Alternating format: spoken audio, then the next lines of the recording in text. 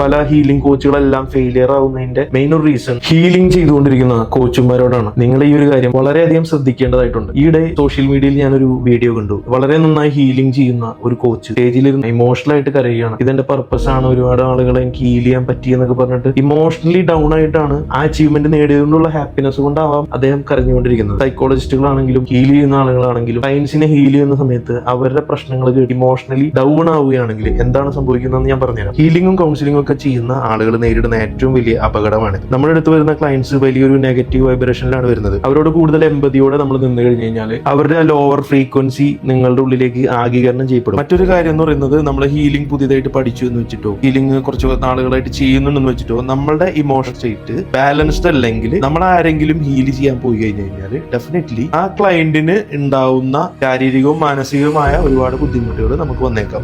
അത് energy transfer ആവുന്നതാണ്. ആ ഹീലിംഗിന് ശേഷം ആ ഹീലിംഗ് ചെയ്യുന്ന കോച്ചിന് പല വിധത്തിലുള്ള ബ്ലോക്കുകൾ, മാനസികമായ ബുദ്ധിമുട്ടുകൾ എല്ലാം ഉണ്ടാവും. നമ്മൾ ഒരിക്കലും ഇത് മുൻകൂട്ടി അറിയാൻ പറ്റില്ല. ഇത് ട്രാൻസ്ഫർ ആയതിനു ശേഷം മാത്രമേ നമുക്ക് ഇങ്ങനെ ഒരു അറ്റാക്ക് നടന്ന കാര്യം നമുക്ക് അറിയാൻ പറ്റുള്ളൂ. പല ഹീലിംഗ് കോച്ചുകളെല്ലാം ഫെയിലിയർ ആവുന്നതിന്റെ മെയിൻ ഒരു റീസൺ, അല്ലെങ്കിൽ സൈക്കോളജിസ്റ്റ് ആണ് ഫെയിലിയർ ആവുന്ന റീസൺ എന്നാണ്. നിങ്ങളുടെ ഗുരു എത്ര ശക്തനാണെങ്കിൽ പോലും, നിങ്ങൾ എത്ര വർഷമായിട്ട് ഹീലിംഗോ കൺസൾട്ടേഷനോ ചെയ്തുകൊണ്ടിരിക്കുന്ന ഒരാളാണെങ്കിൽ പോലും, നിങ്ങളുടെ ഇമോഷണൽ തലം വീക്ക് ആണെങ്കിൽ അവരുടെ എനർജി നിങ്ങളിലേക്ക് ട്രാൻസ്ഫർ ചെയ്യപ്പെടും. ഇത് മനസ്സിലാക്കിയതിനു ശേഷം മാത്രം നിങ്ങൾ എന്തൊരു കൺസൾട്ടേഷനും ചെയ്യാൻ പാടുള്ളൂ. വളരെയധികം ശ്രദ്ധിക്കേണ്ട ഒരു കാര്യമാണ്.